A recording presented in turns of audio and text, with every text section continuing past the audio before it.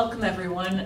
Anyone who could think about figuring out what's going on in America in 45 minutes, my hats will be off to you. So what I'd like to do today is sort of have a kaleidoscopic view. We will be hitting on many issues. Our goal is to suggest some possible solutions out of some of the challenges.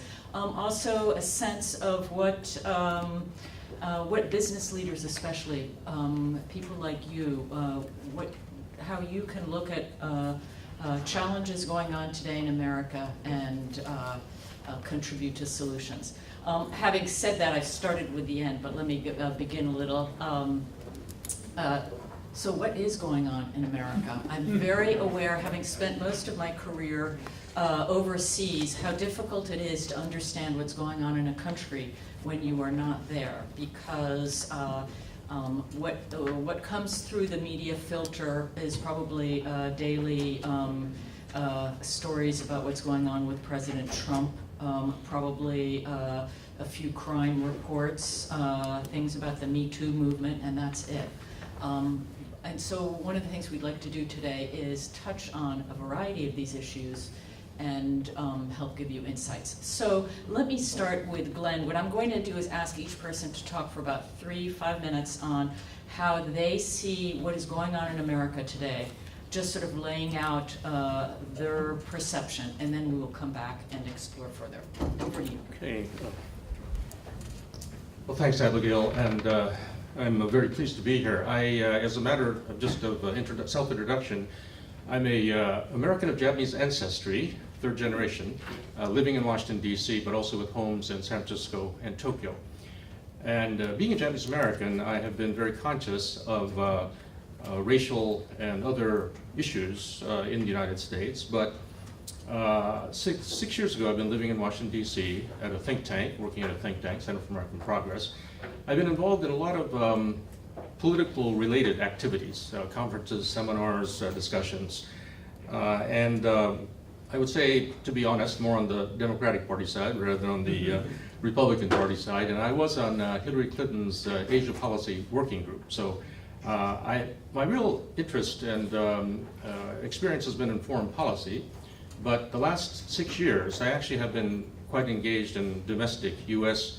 Political discussions as well. And as all of you know, the U.S. is quite divided now, and about a week and a half ago, Tom Friedman of the New York Times had a column in which the title is The American Civil War Part 2, and he talks about the really intense polarization that we're seeing in the United States, especially over the last 20 or 30 years, especially in the Congress, and it's even spreading now to the Supreme Court. But I think some of the divisions we can all identify are geographic, West Coast and East Coast and big cities versus the rest of the South and the Midwest, generally speaking.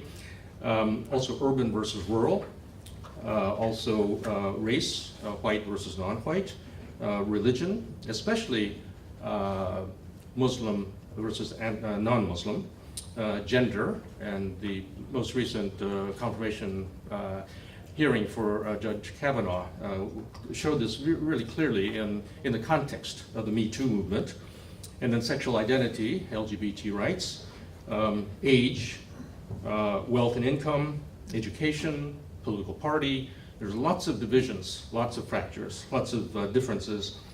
This has been exacerbated by globalization, by automation, by SNS, the fact that there's so much news that people on one side rely on and don't, they think everything else is fake news. And then there are others who read, say, the New York Times, Washington Post, and watch CNN, who believe that the other side, watching Fox News and Breitbart, are fake news. So the information source, I think, for these groups is becoming increasingly polarized, thereby exacerbating the situation. And so, when we look at America now as compared to, say, 30 years ago, there are many people in the U.S. Congress, both in the Senate and on the House side, who actually are quitting because they believe the deadlock is so intense and so severe that they can't get anything done in the Congress. So, I guess, we'll be talking later about solutions. Tom Friedman says in his column that his conclusion is that the voters of America need to vote for those political leaders who are willing to make compromises and be in the center as opposed to polarizing. And I agree with that, but I also think that there's a really important role for political leadership. And so my hope is that both from the voter side, requiring that the leaders, the political leaders that we choose, will be more willing to compromise and get things done as opposed to getting more and more polarized. I'm also hoping that there will be political leaders who emerge who will, unlike the current president, will try to heal the divisions as opposed to exacerbate them. Thank you, and please don't worry. We will have non-Democratic campaign supporters on our panel as well, and so we will be touching diversity. I want to turn to Alice now, and by the way, all of us are speaking in our individual capacity, not as representing a particular institution, and I say that because Alice has spent many years at MIT running diversity programs, and I wonder if you could talk a little about some of your experience and what insights have you drawn from that might be useful for us today. Thank you, Abigail, and thank you for inviting me to this panel. I appreciate having the opportunity to talk about some of the work that I do at MIT, and it really is not on the higher level. I'm a practitioner. So what that means is I'm in your organizations thinking about how to best support the missions and the values of the organization that you have. And clearly for me, my commitment to MIT is almost 30 years. It's a great place to work. Maybe you've heard of it. I have worked primarily with employees, but I'm also starting now to work with students and faculty. And it's really about how does what's going on outside of MIT impact MIT's employees, staff, and faculty. I do think that I appreciate, Glenn, you are laying out some of the differences, because one of the things that I do focus on is difference, and that's okay. It's okay that I'm urban, non-white, I'm in the East, female, and I'm an African-American older person. So I claim and own my own identity, and that's what I show up for work every day, and that's what I am encouraging people to do. I think part of my message is about the humans. I appreciate your comment earlier when you talked about it's really going to come down to how do we interact and how do we connect with each other. Separate from all of the political things that are going on, how are people able to show up at work and be as productive as you need them to be? So I'll stop there, but just kind of laying out where Wonderful, I'm from. giving us rich, fertile ground to come back to. Hannah, who has been working on economic issues and climate change issues, so over to you. Hi, I'm coming at this topic from a bit of a different perspective than a lot of the really well-established folks on this panel. My background is as an educator. I worked as a teacher in the southern United States, in Alabama, which is one of the poorest states in America. I've also have a background as a community organizer, as someone who has worked on sort of progressive political campaigns in America and who now works at sort of a new think tank trying to reimagine a lot of the ways that we see economic power and the ways that our world is hurtling towards this climate crisis, trying to reimagine solutions that will work for everyone. And I think one of the things that it's really important to bring up here is it's very easy to fall into the identity politics of LGBTQ, race, geography, but I think one of the most important fractures in America that we're not talking about on the level that we need to be talking about is the division between corporations and working people, and that's something that we've seen from the way that wages have stagnated, from the way that inequality is rising, from the way our sea levels are rising. It's probably the most important division that's defining our country right now, and I think that's something that everyone can understand and understand how it's affecting them. I don't believe voters need to elect people they think are in the middle. I think voters need to elect the people that they believe in, and that will help change a lot of what we're seeing in the country now. I worked on the campaign for probably the biggest example of an anti-Trump person. I worked for a 33-year-old Muslim doctor running for governor in Michigan, and his message resounded across our state. Michigan is one of these states that elected Barack Obama and then elected Donald Trump, and the message that works with people is that you're not getting your fair share because a couple of people at the top of America are getting the lion's share of what is rightfully yours. And that message works whether you're a Democrat or a Republican. It speaks to, I think, the larger problems in America that aren't about race or class. They're about corporate power and the lack of agency that workers have. And I believe we need to change that, and I'm trying to work on that now.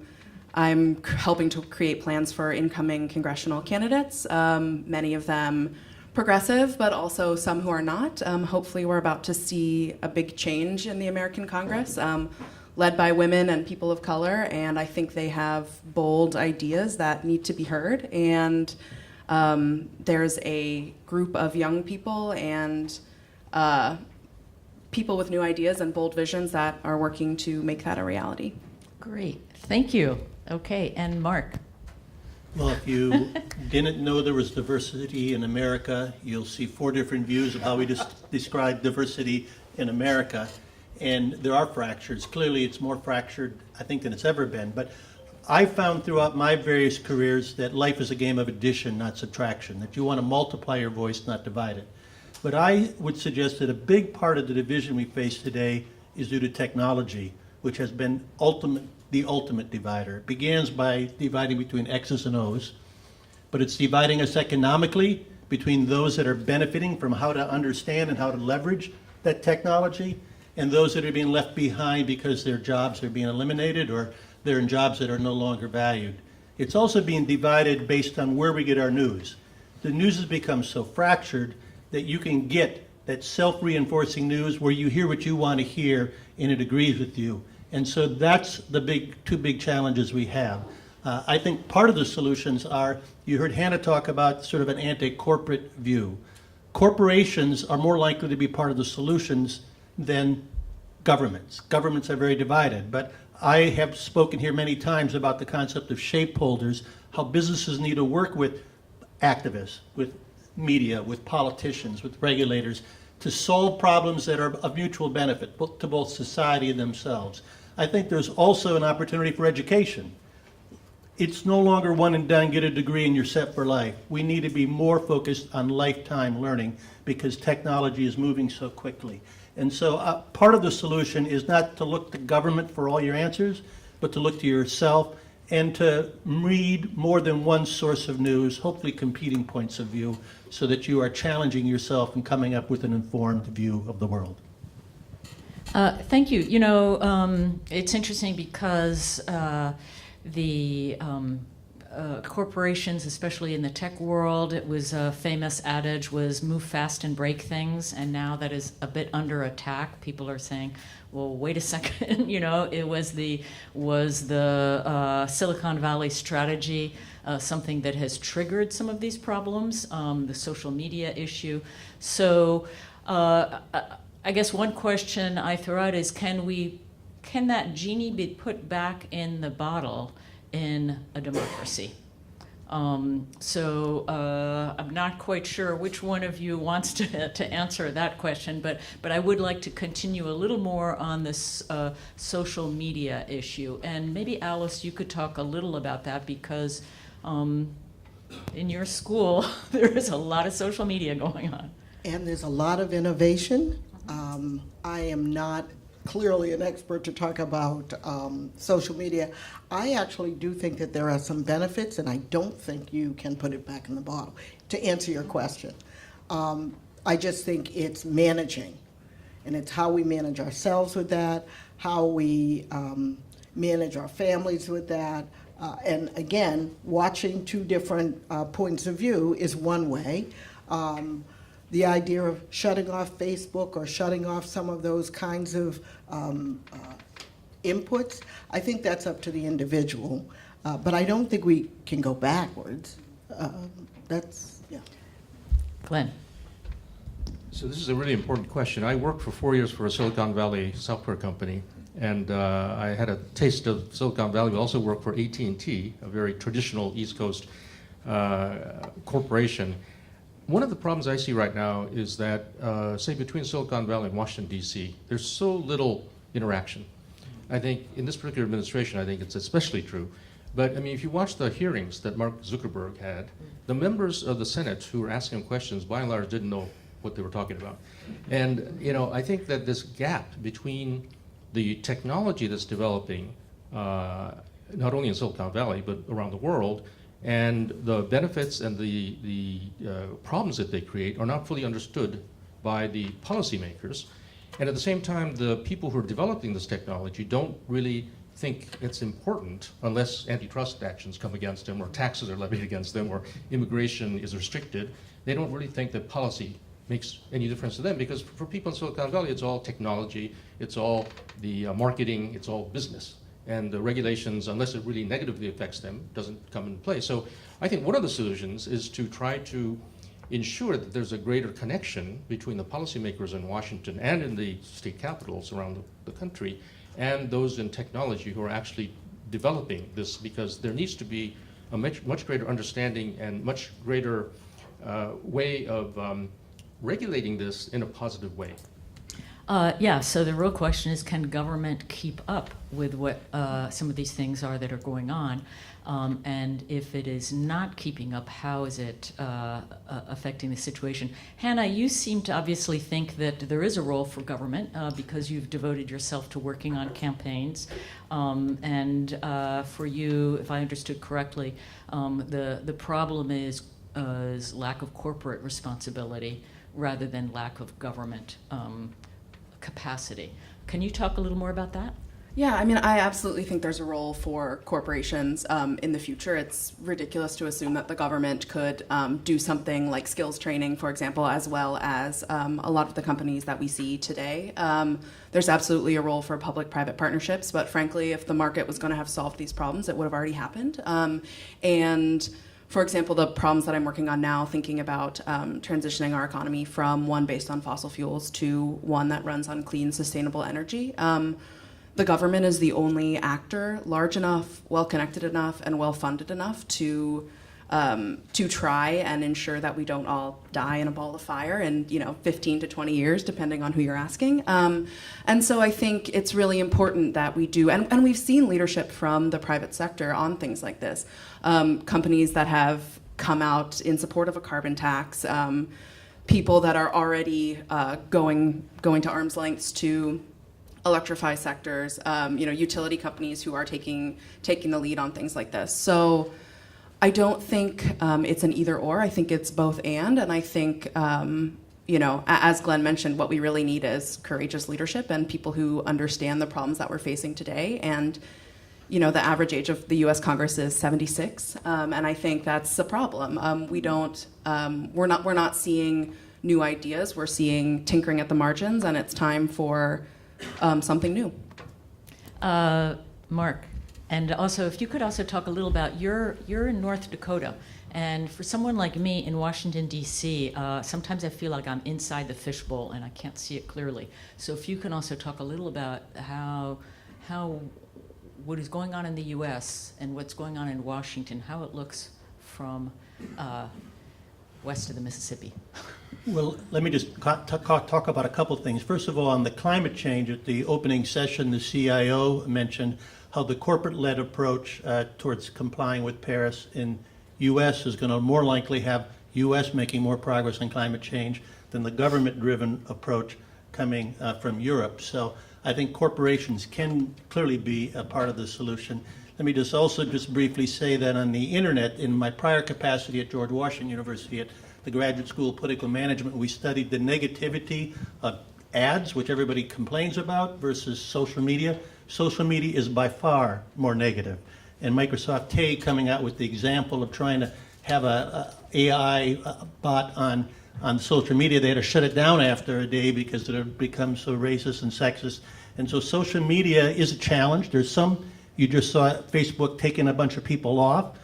Whether social media can regulate itself enough there is still yet to be told. But there is a huge difference between the center of the country and the coast. There's a huge difference between the cities and the rural. And we've sort of divided ourselves geographically, not just on social media, which is a big part of the problem. And the big challenge is that not anybody's sending their member to be in the middle.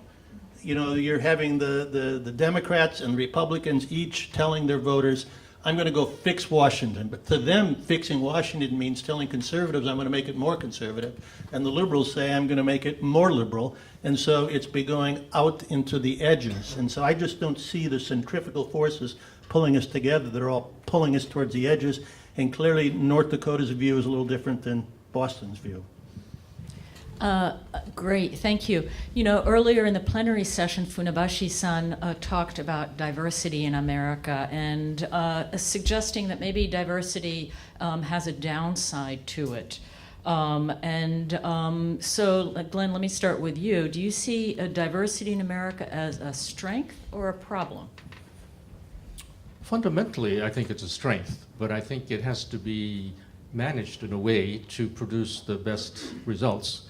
I think that diversity can be used in a very negative way, as it's being used by some of our political leaders now, to divide the country. I think fundamentally, I mean, the United States, because of the nature of the country and the history of the country itself, has to be able to use the diversity in a positive way. And I think that, you know, overall, I think the United States has been reasonably successful in doing that. There are obviously challenges that have to be confronted when it comes to managing diversity in a way that will produce the best results.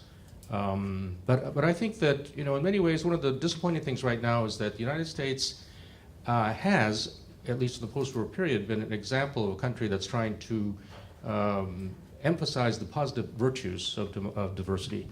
I think that some of the divisions that we're seeing now really weakens the ability of the United States to provide that role. I'm actually very hopeful in the medium and long term this is going to reverse itself for three specific reasons. Number one is that if you look at the demographics of the United States, by around 2040, 2050, the US is going to be majority non-white, which will, I think, automatically, maybe not automatically, but will make it more likely that it will become a more open and diverse nation, number one. Number two, if you look at the public opinion poll of millennials, people in their 20s and 30s, it's very encouraging. Their view about climate change, their view about immigration, their view about women's rights, LGBT rights, these are all in a much more open and tolerant direction than what we're seeing now among the older generation. And number three, I'm from California. I'm from a state which is the fifth largest country. It's the fifth largest GDP in the world. It just surpassed the United Kingdom recently.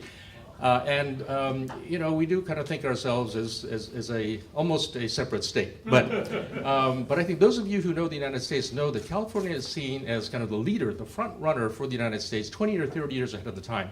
And if you look at the kind of policies being pursued by Governor Jerry Brown and probably his successor Gavin Newsom, former mayor of San Francisco, you'll see that with regard to immigration, with regard to climate change, with regard to a whole range of issues, the U.S. is going to be a much more open and diverse and tolerant country. So my view is that in the short term, we do have to deal with all the problems, you know, that I won't spend that time enumerating, but I'm actually quite optimistic in the medium and longer term, the U.S. is going to come to terms with these issues and overcome the issues and really be able to rely on the strength of diversity.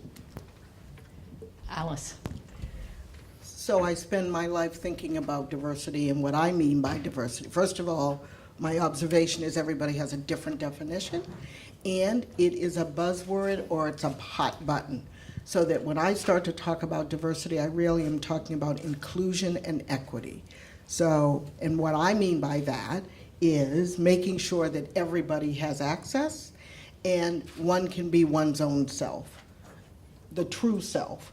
I do think the diverse perspectives and diverse beings, so it's the whole being, it's not just my thought process, it's who I am, it's my culture that comes into the workplace so that I'm much more innovative. bringing differences together creates more innovation. And I think that's what, as business leaders, you want to consider. How do you leverage the differences in your organization so that, I mean, I agree with everything that you're saying, and in fact, I worry that the statistic that you stated around majority-minority, I think that scares people. And I think that's part of the issue why we're having this issue. But that's the fear of politics. It may be people's go-to, but it may also be an issue of exposure. And have I been exposed to people that are different from me? This has been a great experience coming to Japan. It's my first time. And so it's like I'm living what I've been talking about, and this is great. But you don't know it unless you experience it.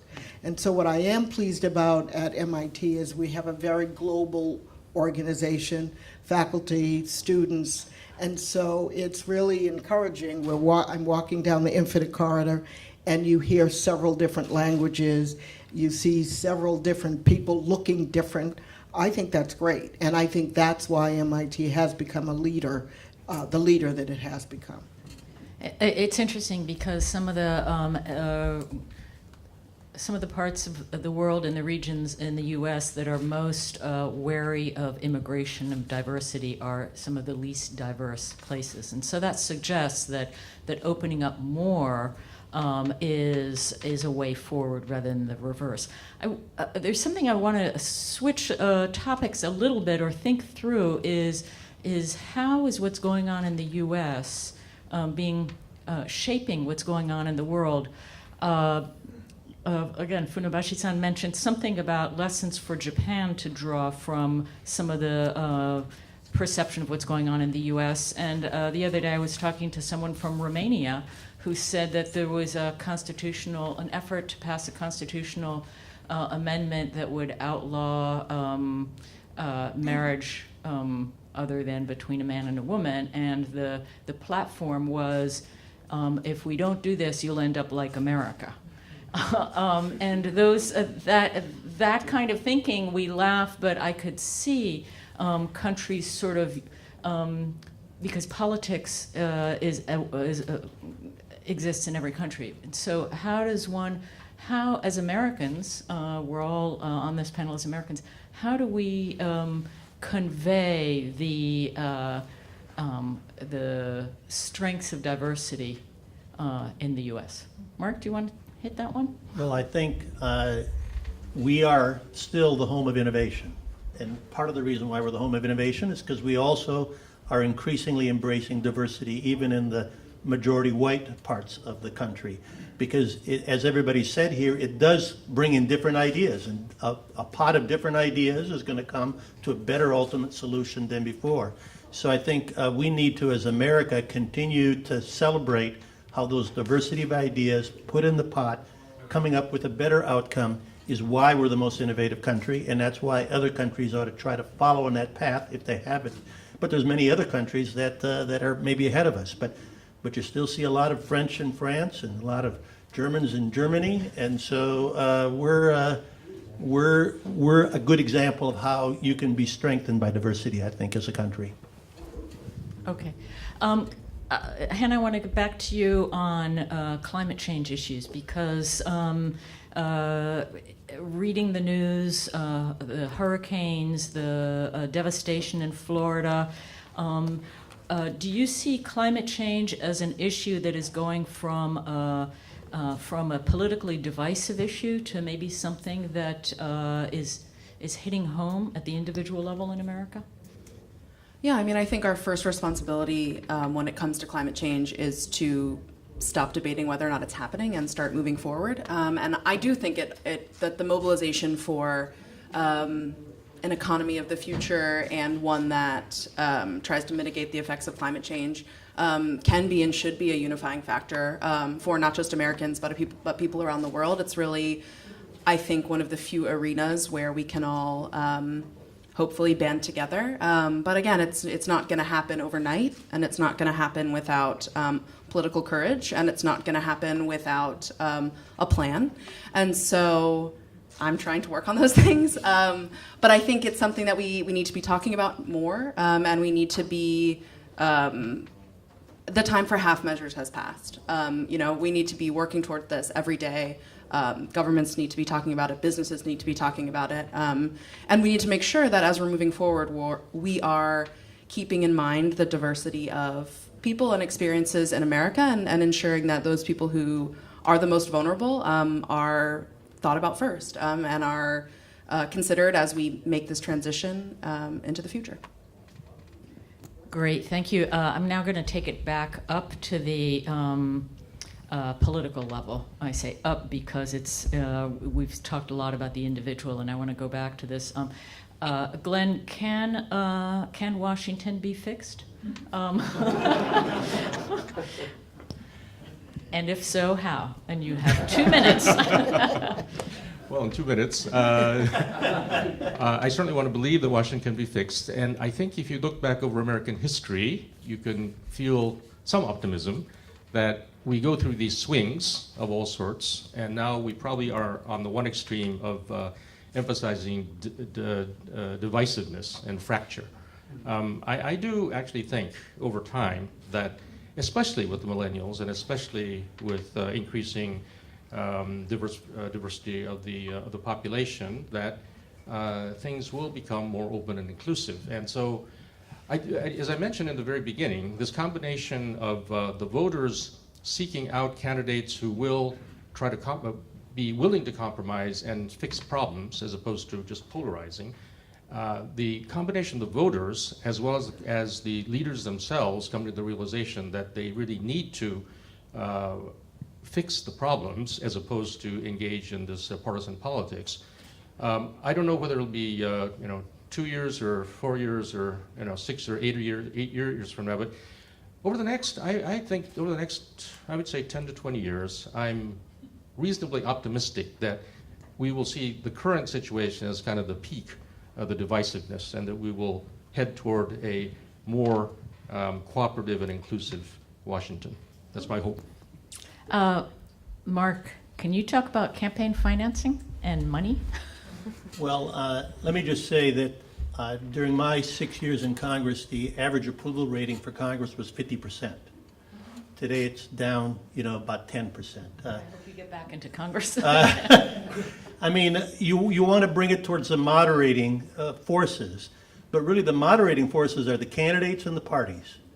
The parties are really a stock exchange of a clearing idea that gets at the 50% plus one. And so what's happened is campaign finance reform has restricted the amount to the candidate, which went to the parties, and then they restricted the amount that went to the parties, which went to the super PACs, and they all have a very narrow interest. They're moving it away from saying, I'm Mark Kennedy and I approve of this message. That's a moderating input because I want to be careful about what I'm saying I'm for. So campaign finance reform, in my mind, has made it much, much worse, pushed it away from moderating inputs. And what we need to do is empower candidates, empower parties again, because they bring people together. All the forces dividing are been strengthened in the last decade. All the forces that unite have been weakened. Anyone else want to hit campaign finance?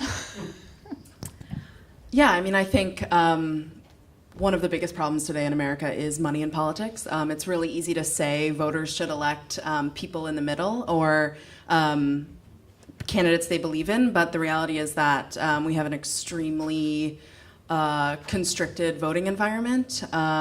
Everything from voter ID laws to gerrymandering that we see across America that has really stifled power from real Americans and put it in the hands of large corporations and corporate donors like the Koch brothers, who essentially buy elections away from the American people. And so we definitely need, I think, more campaign finance reform, and we need to be pushing for limiting the use of super PACs, corporate PACs.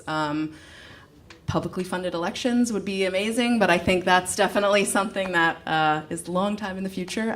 My personal ideas, as I've heard, I was saying this to Alice today, you have to ask for the pony if you want the puppy. So, definitely a long shot, but I think something that we need to be talking about. If we're not talking about the ways that special interests have bought our elections, then we're not talking about America, and I think that's an issue that we're going to see going forward. Okay, thank you. Education is another topic. When many of us were growing up, education, certainly, you know, I come from a family of first and second generation, and education was really the message. You get your degree, you get the best degree you can, and that's how you keep moving not just yourself but your family forward.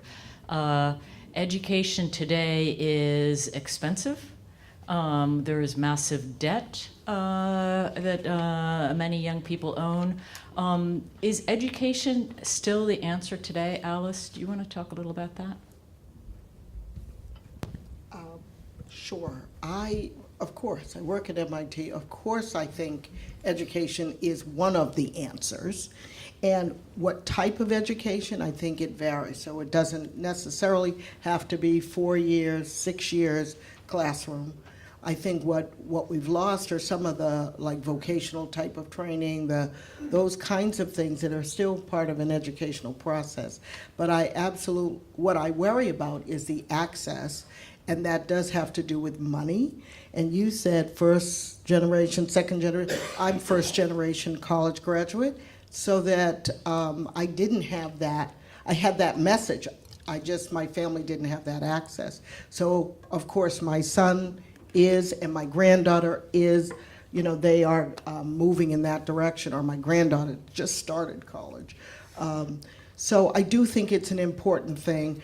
The question then becomes, how do you then leverage that? Because what used to be the 4-year degree, that's all you needed, that's not what you need now. You need much more than that. And it may not even be a master's, because I'm going to suggest that we get a lot of people now, I'm thinking about the employees, get a lot of people who are applying for jobs that have master's degrees. The jobs some jobs do not require that. Some jobs do not require the higher level of education. But I think everyone minimally should be afforded the education. So I agree what's been said, but I also think, in addition to the access issue, that the timing issue is very important. That is, I think we need to rethink education as being beyond formal education, whether it's bachelor's or master's or PhDs. I think that's, especially given all the technological changes that Mark's referred to, actually lifelong education is really crucial from the standpoint of being informed citizens, but also being able to participate in the workforce in an effective way, given the competitive landscape we're facing globally. So, I mean, I think, Mark, you're in a very important position in providing the kind of, education for our young people, but also lifelong education for adults as well. It is very important, and frankly, we're amongst the lowest cost universities, so if you want a good value education, University of North Dakota, but you're right, it's more than just one and done, a degree. And we're also moving much more aggressively into online, because we're not graduating enough people with a bachelor's, and they're not going to come out of just the 18-year-olds coming in. But there's over 35 million Americans that have some college but not full college. And they're not going to move to Grand Forks, North Dakota, reaching them online, and they may not need another degree. They may just need a certificate. They may just need a couple courses. And so being much more creative and much more embracing technology and much more reaching beyond just the coming out of high school crowd is what we need to do to give them more opportunities, more economic opportunities throughout the population. Alice. Can I just add one other thing? One of the things that I'm pleased about is that as we talk about lifelong learning, organizations have a responsibility to make sure that the skills that their workers have continues to grow.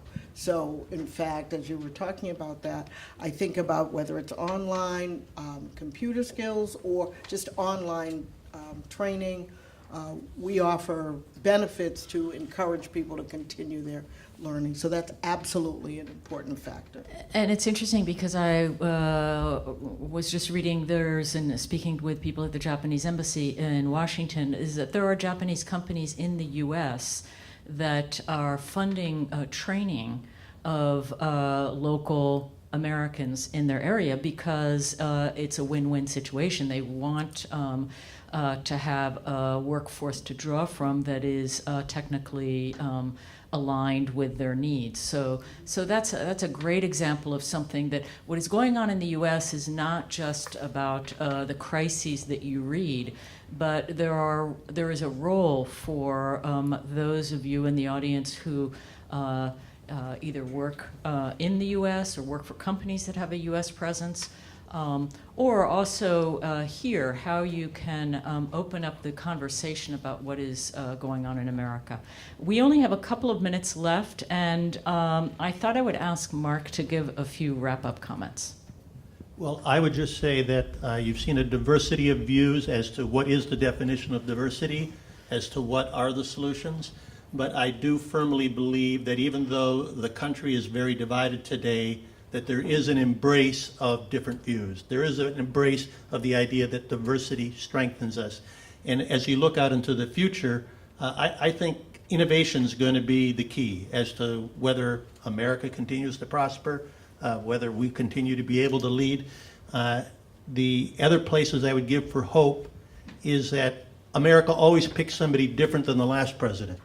If the last president was too genteel, we get somebody who's not genteel enough. And I'm hopeful that in the future, you will see America come back onto the world stage with a much happier face. I do believe that businesses, that education, that NGOs that you see represented here, that organizations like G1 can be part of the solution and will be part of the solution in a world that is healing these fractions that are certainly befalling us today. I think that's very true. And one thing that in my career living overseas, I really saw about America that really stood out is that we love the future. We always are looking to change. We're looking to the future. America is not a country that is always looking in the past. Sometimes that can be very frustrating because we forget. We forget to put what's going on in America in our broader historical context. But it's also a great strength because we're always ready to just start anew. It is question time, so please let's start. I'm going to take a couple of questions at a time because to make sure. So we'll start with you and then the person right behind you, two of you. Tatsuo Master, NHP professor. My question to Mark. You are taking some distance from Washington, be the right person to answer. What is the contribution Trump? He stood against anti-establishment assessment, and he salvaged the last belt, for example. So as a result of Trump's administration, the gap between the rich and poor could have been narrowed or no change or widened. Thank you. And we'll take one more question before answering. Mark, sorry, from Novartis. There was a comment about technologies were one of the reasons for the divide today. With AI picking up, those who can afford to be educated versus those who cannot, division can be larger, and any solutions you may have would be appreciated. So, Mark, if you could take the first question, and then I'm going to actually ask Hannah, because of your teaching experience, to take on the second. Your first question was, is Trump stood up for the little guy, was a big part of his platform. A big argument would be that the tax cut may or may not help the little guy. That's certainly could prove out to be the case. But I think what you're finding is this group has felt that nobody's sort of spoken for them. And it's more an emotional, is somebody in my corner, on my side. And if you look at some of the tweets that come from Trump that drive us completely batty, they are largely to appeal to that group. If you look at some of the things that drive us the most crazy, those of us that believe in internationalism, for example, his restrictions on the visas, they see that as delivering for them and addressing a concern that they have. The Supreme Court justices fight, mobilize that side of the segment. So they're coming at it not just from an economic perspective, but we do need to get trade right. We do need to get the technology question right if that population is going to have more economic opportunities. But right now they seem to be satisfied with him addressing some of the key cultural concerns that they've had. Hannah, you worked in one of the most disadvantaged school districts in the nation, so can you talk a little about this question of the AI divide? Yeah, I mean, I think it's very clear in America right now that there are people who have the privilege of receiving the benefit of an education and people who are systematically restrained from that. And I think having lived in Michigan also and having seen the effects of automation on the auto industry and the way that we think about the future of work, it's a place where I really do think the government and businesses can partner together to help find solutions. And maybe that looks like bringing manufacturing jobs in renewable energy back to America. Maybe that looks like reimagining skills training and the future of work, and a federal jobs guarantee for people who can be put to work fixing a lot of the problems that we see with our infrastructure, that we see with our care economy, healthcare, talk about education, and we're talking about universal pre-K, making sure that, because education is not just what happens when you turn 18, it happens from the second a child is born, and we need to be expanding the conversation about education to include that. So yeah, I think that's one of the things we're seeing in Detroit right now with the big three auto industries is a real conversation between them and government in Michigan and the federal government about what do our cars look like in the future, what is the role of AI, what is the role of automation, and it's a real opportunity for innovation and for partnership. Thank you. A couple more questions. Yes. These two. I got one question about political situation. How come, when you describe all those problems, that only between 50 and 60% care to vote in a presidential election in the US? It's only 25% of the voters have actually voted for Trump. Coming from Sweden, we also have political problems, but we always have 80 to 90% turnout. I will touch on that. Actually, I promised 2 questions at a time, so let's get the Answer and then Okay, I have a very small insight into that. America is a huge country, highly mobile population. You have to register months in advance to be eligible to vote. I have 3 kids, college age. They go to college in one state, then they get a job in another state. They're somewhere else in the summer. It is very complicated. They're young people, right? They're staying at somebody's house. They don't have a fixed address. It's very complicated to register and vote. So one of the things that people have talked about is why if we're in such a high-tech age, why can't we register to vote immediately? I mean, the things you can do with the banking system, we have systematically not done with the voter registration. So I do want to ask a question about whether or not the issues and the divisions that you see in Washington actually originate in Washington, or from a very different vision of what the future needs to be in America. I have an opportunity to travel all over the country and talk to different markets. And the message that you get, even in California, from Sacramento as you move to Grass Valley, changes 180 degrees. The big city and the town divide seems to encompass almost all of these other divides. Because when you go to the small town, they started out 100 years ago as a farming community. They became a factory town. When the factory town closed, everything started spiraling downhill. And what they want to hear and what Trump gave them is, I'm not going to look to the future. I'm looking to 20 years ago. And I'm going to take us back to there. And everything will be better. If I rein in the EPA, then the coal mine will reopen. If I put tariffs on Chinese imports, then the factory will reopen. Correlation isn't causation, but diversity increased in your community over the last 20 years. Things haven't gotten better. I'm going to restrict immigration.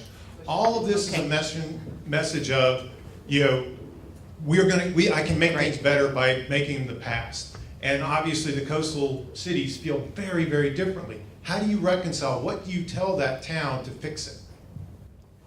Do you want to take that one, Mark? That could be one characterization of what the country thinks. There's certainly segments of that, but it's normally those segments that are economically troubled. North Dakota has the lowest unemployment rate in the country, and we still think differently than Boston. So we're not looking to go back into the past, we're looking to go in the future.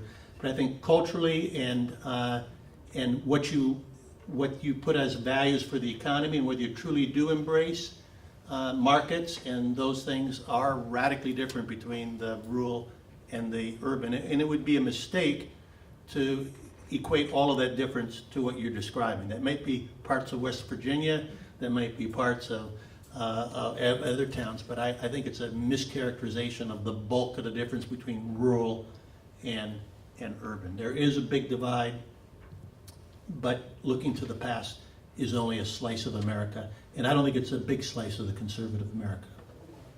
Yeah, okay. Yes, these two. And actually the third in the back, so we'll hit three at a time. Okay. Yeah, so my view is that diversity has been taken out of context in the United States. It's not an issue about diversity anymore. Washington has never been broken. Washington is fixed. It just needs to be broken. We're doing questions. Yes, So. and so the question is that basically, as an African American living in Tokyo, I travel back and forth to the United States to do entrepreneurship workshops in the cities. And my question is, do you think that really helps a lot of the urban and inner cities in the United States to help build up the skills level education to help them seek better jobs? Because that's what I see is happening now. Thank you.